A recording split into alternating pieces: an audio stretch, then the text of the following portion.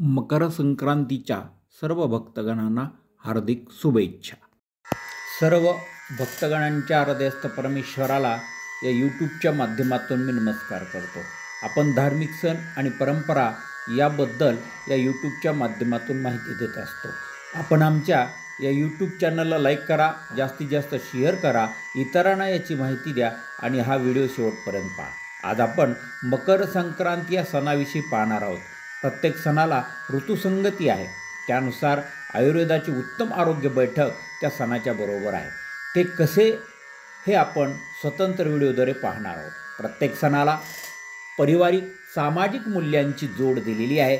यावर्षीची मकर संक्रांत ही 14 जानेवारी 2025 रोजी आहे। या संक्रांतीचा पुण्यकाल सकाळी 8:55 ते दुपारी 4:55 पर्यंत आहे।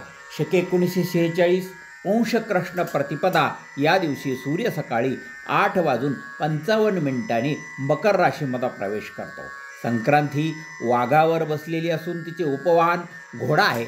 संक्रांतीने पिवळे वस्त्र परिधान केले आहे। तिच्या हातामध्ये गदा असून तिने कपाळावर केशराचा टिळा लावलेला आहे। संक्रांती वयाने कुमारिका असून ती वाघावर बसलेल्या स्थितीमध्ये आहे।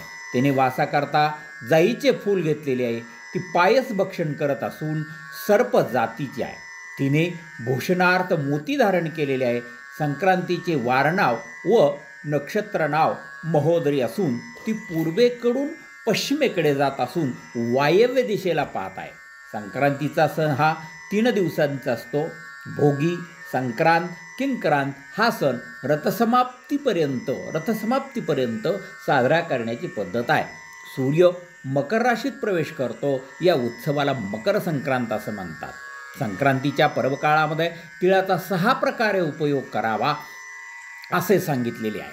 तिलमिश्रित उदकाने स्नान करावं, तिळाचं उटणांगाला लावावं, तिलहोम करावा, तिलतर्पण करावं, तिलभक्षण करावं व तिलदान करावं।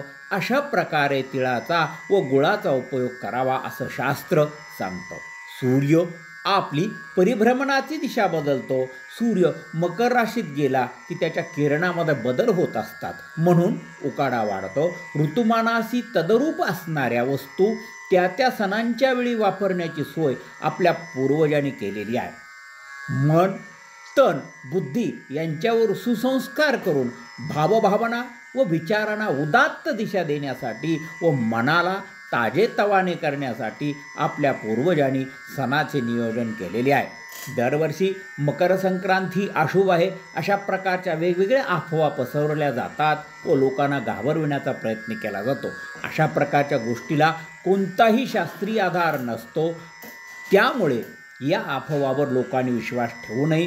काही शंका असल्यास आपण आमच्या या यूट्यूब चॅनलमध्ये कमेंट करून आपल्याला विचारा किंवा फोन करून माहिती घेऊ शकता। मकर संक्रांतीच्या सर्व बंधू भगिनींना हार्दिक शुभेच्छा। मकर संक्रांतीच्या काळात करावयाची दाने: नवे भांडे, गाईला घास, अन्न, तिळपात्र, गूळ, सोने, भूमी, गाय, वस्त्र, घोडा इत्यादी यथाशक्ती अशा प्रकारची दानं करावीत। संक्रांतीच्या पर्वकाळामध्ये दात घासणे, कठोर बोलणे, वृक्ष गवत तोडणे, गाई म्हशीची धार काढणे व कामविषयक सेवन ही कामे करू नयेत।